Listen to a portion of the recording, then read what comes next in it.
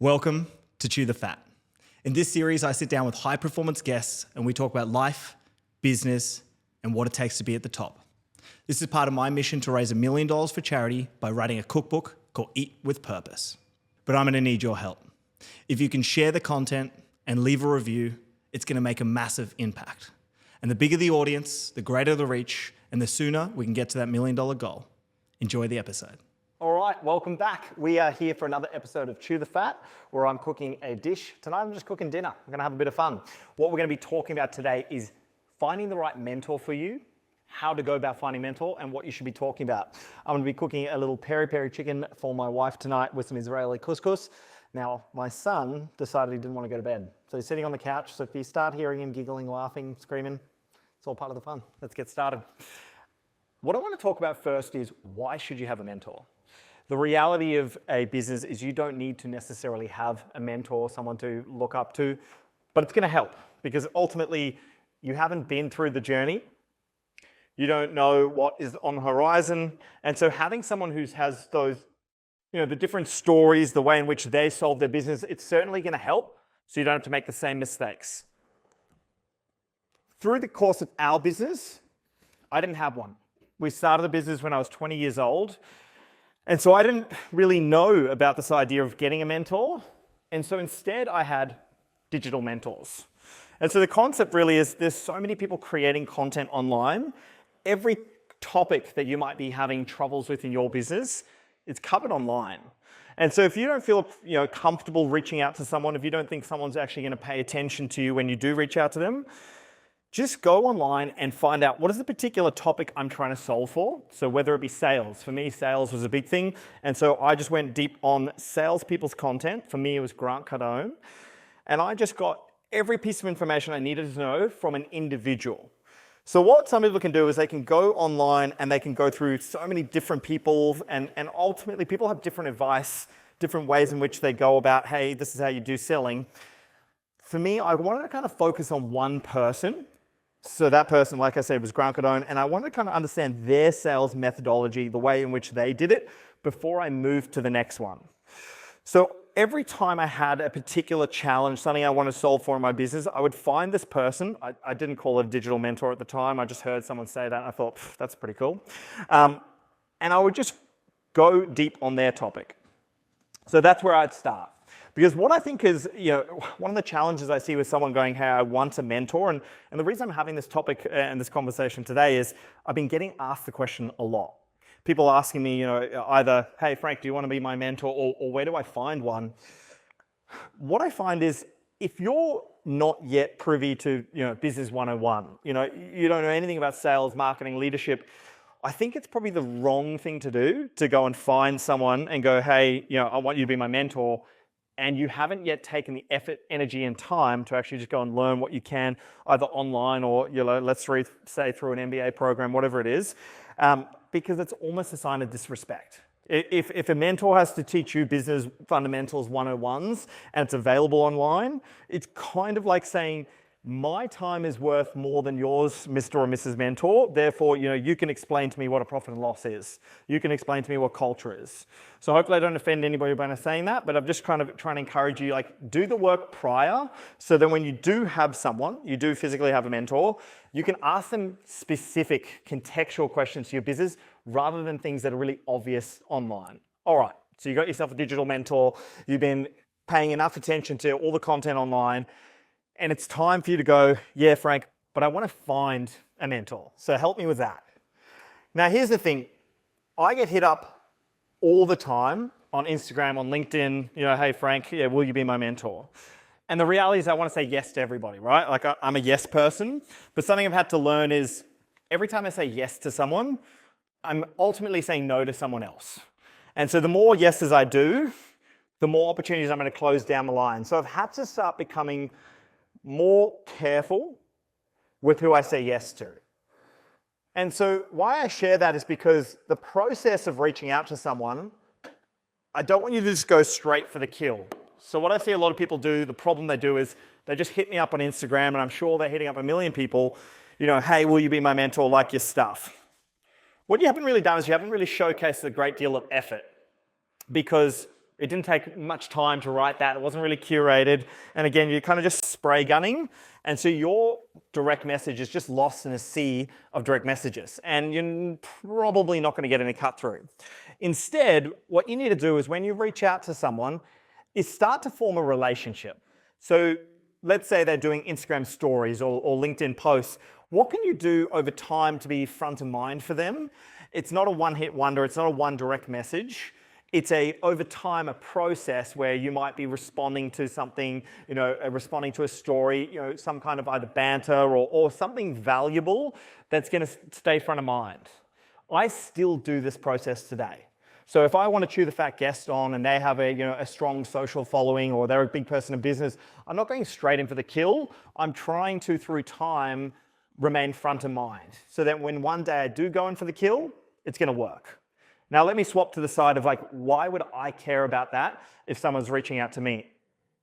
If I do decide to make that yes decision, and I'm imagining lots of people who are successful in business who are going to offer their time to be a mentor, if I do decide to make that decision to say yes, I want to know the person I'm working with is going to take the time and energy to actually implement what we're saying, not just have a conversation and then move on with their life.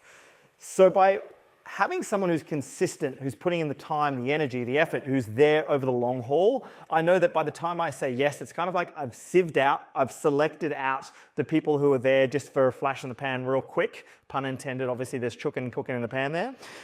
For the people who are actually there for a long time, and I know that they're going to be persistent and consistent in business. It's a small way to make sure that I know that if I'm working with that person, they're actually potentially going to be successful. Because I think the relationship you have to understand from a person who's a mentor's perspective is they're looking for someone who inevitably will, with the right guidance, become successful. You don't want to have 20 mentees and 19 of them end up just moving on and packing shelves somewhere. You actually want to see them flourish and be successful and know you're part of that journey. So that's kind of step one when you're reaching out is don't just straight go for the kill. Instead, try and build that relationship. Next is who. Who are you reaching out with? I think a lot of people, what they do is they go straight in for the kill with the person who sold their business for hundreds of millions or $1 billion. Hey, will you be my mentor? And just remembering you kind of are in a sea, an ocean of people who would love to have that opportunity.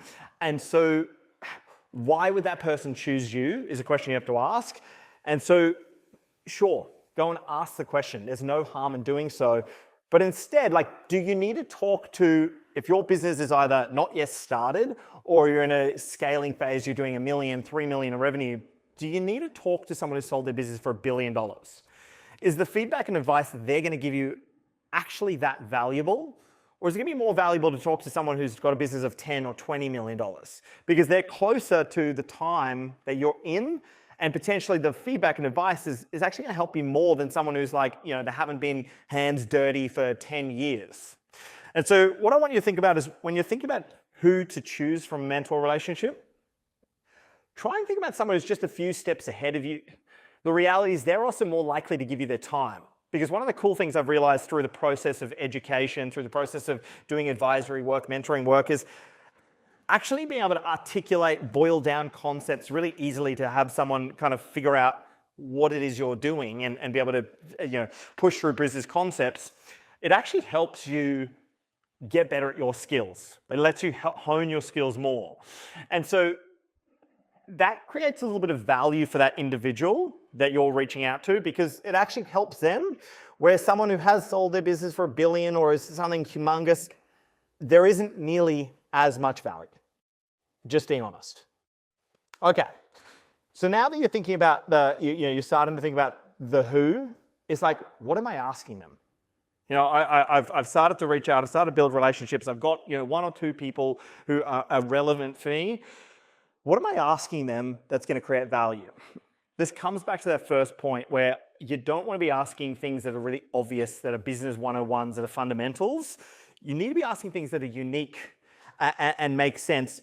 Sometimes those are above and beyond just business context. But I think how you do that is the reality of the person you're asking the questions to is they don't know all the context of your business. So I'm really cautious of this when I talk to people. Is I know, let's say in a conversation, I've spent 2 hours with a founder in that scaling up phase. That founder knows so much more about their business than I do. That's just the reality. And so I have as much information as they've shared, which is kind of like the tip of the iceberg. And so the advice or feedback I'm going to give is like, you've got to take it with a grain of salt.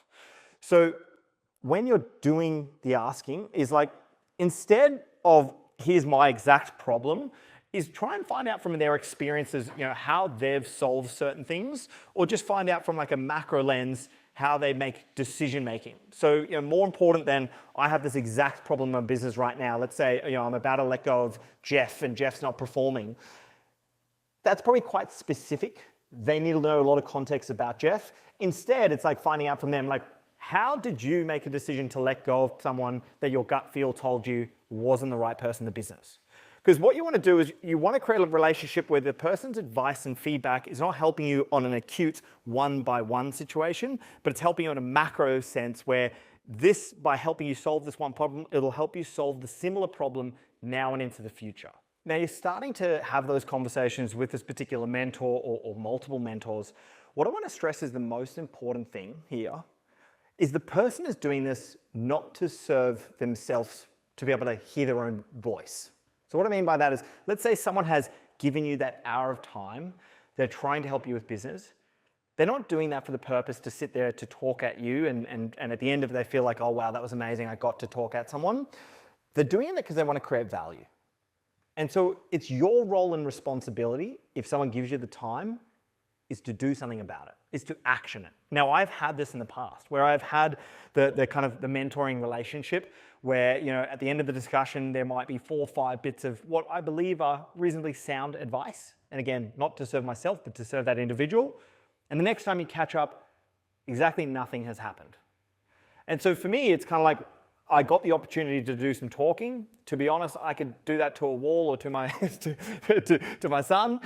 Instead, I want to see the value. And I say that, hopefully I haven't rubbed anybody the wrong way, but it's like to try and help you understand this. Like if anybody has that time with the mentor, they do it because they want to see you succeed. They want to see the value created. So please make sure that if you get the feedback and advice, do something about it. So create action steps. So some of the best relationships I have with people who are doing mentor and advisory work is we'll finish a meeting, they'll send me, here's what we discussed, here are the action points I'm going to do, and the next time I catch up with them, I see that they've fundamentally shifted things and in the right direction. Because I want to see the change in them, and I talk with everybody today is like around, I'm saying me and I guess it's from my experience, but the reality is I'm talking about for everybody. I hope I get the opportunity here to speak on behalf of anybody who's willing to give someone the time. They want to do it for a purpose, for a reason. And so make sure that you're actioning from their feedback and from their advice, because then you're going to be able to build momentum and you'll build trust in them. They'll keep delivering that time, energy, and effort. Now, let's say you do want to go for that big fish. You want to get that big mentor because you're like, hey, I really reckon they're going to fundamentally shift my business, as my son running around the kitchen. Let's say that happens. Often what happens is those people will have some kind of paid service. Now, I have a couple of friends who've had some incredible mentors. Sorry, Oscar, I can't lift you up because you're shirtless, and I'll get arrested for that. So I'm going to have to sit here and hold your hands. So one of the things is a lot of those people will have paid services. So they'll have things like let's say some kind of paid lunch with them. And this is an opportunity for you to get close to that person, and I guess through the face-to-face is build a relationship. I've got some friends who've done exactly that, where there was an opportunity to have a lunch with a big real estate developer. And they did that because they knew that is going to allow them to spend time. A friend, even Jack Henderson, with his mentor, he bought into a timeshare for a boat because he knew that person was also in the timeshare. And this is a way to spend a bit of cash, get closer, because he knew the 10, 20, 30 grand, whatever it is, over the long term, over the macro view, was nothing in comparison to the value that person can bring. Now, hey, we don't all have 10, 20 grand to spend, but just think about sometimes you can spend some kind of dollars to get close to that individual. I've even recently heard of someone who had a podcast, is they said, okay, I want to work with that individual. The person was a guy called Ty Lopez, and they knew that by paying that person to be on their podcast, it would give them an hour together. And from that, they knew that there could be something that shifted over to be a mentoring service, and it landed. So think creatively where you can be able to get face time with an individual.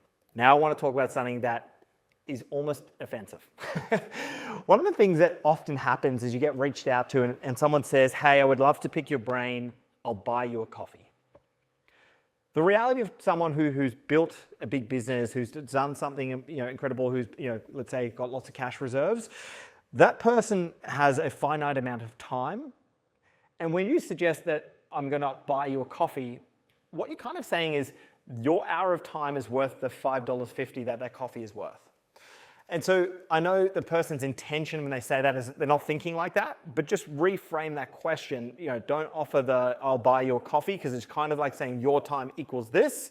Perhaps it's get the time, and then yes, you'll spend and you'll buy the coffee. That's fine. But understanding the hook of getting a $5.50 coffee is probably not going to be compelling enough to someone who's sold a big business to spend that hour with you. Now, I'll be honest, I'm guilty. I have done that a few times, and it's kind of as awkward as it sounds of meeting that person for the first time ever and having a coffee with them over an hour. But yes, thank you for that $5.50 coffee. And the last element when it comes to the mentoring is understand that the person you're finding is not potentially the person that's going to be there forever. We build relationships in the business world. Sometimes it will serve us to a particular point, which is, I'm let's say, I want to build my business from $3 to $10 million. And the mentor that you have is built one to 15. That's awesome.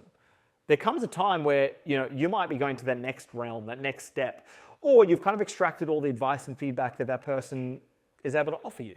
And so realize that these things come in cycles. And so you might either have multiple, so you can get multiple periods of, multiple points of advice, or you might go through different stages where different people, you can kind of lean on them. And I think that's important, is you want to build a really well-rounded approach to business. It's great to learn from an individual, but you don't want to follow the path of one person only, because ultimately you'll kind of become a mirror of that person. And it goes the same for me for another person. It's like, you don't want to be the next Frank, and I am just an amalgamation of all the ideas that I've learned from all the content that I've watched over the time. There's not much that comes from my mouth that's really original, if I'm truly honest. Finally, when you have that person that's willing to invest the time, that's cared about your business enough, I want you to think about what's the value you can create them. And remembering that the reason for the mentoring relationship is they want to see you succeed. And so the value might be things like shouting that person out when it's in a public forum. It might be, you have some kind of connection through your business building and you want to help them in some way. But always just think about it from a standpoint, it's not like a monetary value, like, hey, Mr. or Mrs. Mentor, here's a gift voucher. But it's like, how can I help this person in some way, shape, or form? And I'm really lucky. I've had a number of people like that who have wanted to do something. For me, it's about the cause, the mission to raise $1 million for charity.